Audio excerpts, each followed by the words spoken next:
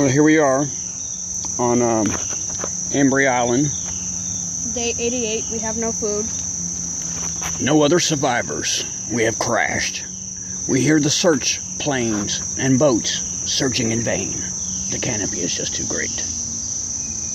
But we have food. I just said we didn't have food, you messed it up. Well, they see you eating food. Say hello to my little friend. There is deer here. I've seen at least one, and there's probably more.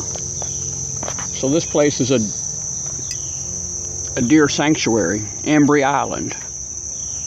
It's pretty big. I mean, it may not look big on the map, but we walked for quite a ways. We're probably right in the center of the island. Really cool place to take a picnic without, probably even camp here without going miles and miles away from home. We're 8 miles from her home and about maybe 3 miles from mine.